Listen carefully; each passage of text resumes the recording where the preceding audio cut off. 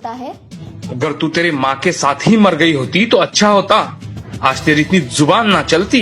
बापू नहीं बापू, मुझे मत मारो। रमेश और एक चाटा मारता है और कमरे में चला जाता है।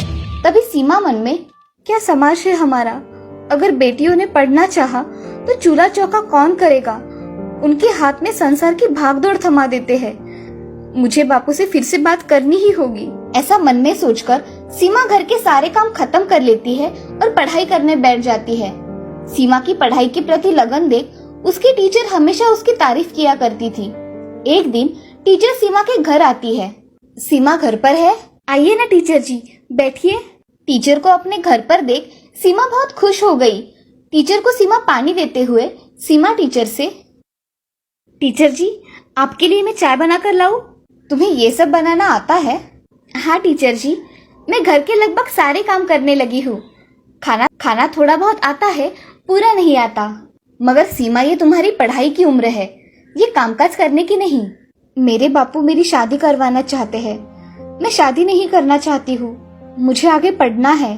मैं तुम्हारे पिताजी से बात करके देखूंगी, मान गए तो ठीक है।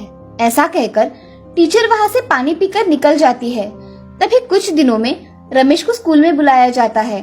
रमेश के मन में सीमा की शादी करवानी थी, इसीलिए उसने उसे 1 महीने से स्कूल में नहीं भेजा था। तभी रमेश स्कूल में चला जाता है। क्या बात है मैडम, आपने मुझे बुलाया?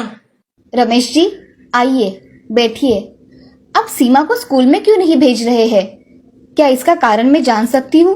मैडम, लड़कियों को पढ़ा लिखवा के हम क्या करेंगे? हमारा देश कितना आगे जा रहा है रमेश जी, और आप वही पुरानी सोच लेकर बैठे हो। मैडम, मैं उसकी शादी करवा के अपने सर का बोझ उतरवाना चाहता हूँ। आप मेरी मानिए, लेकर बैठे हो। मैडम, मैं उसकी शादी करवा के अपने सर का बोझ उतरवाना चाहता हूँ। आप मेरी मानिए, आप सीमा को पढ़ने दीजिए। आपकी बेटी पढ़ लिख कर कुछ बनेगी।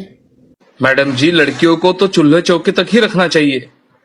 जैसे आपको ठीक लगे, आखिर आप उसके पिता हैं। मैंने समझाने का काम किया, बाकी आप समझदार हैं। मैं चलता हूँ। नमस्ते मैडम जी। नमस्ते। ऐसा कहकर रमेश स्कूल से अपने काम पर चला जाता है। शाम के समय रमेश घर चला जाता है।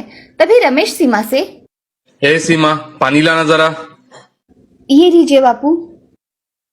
तुम्हारे टीचर ने मुझे आज स्कूल में बुलवाया था।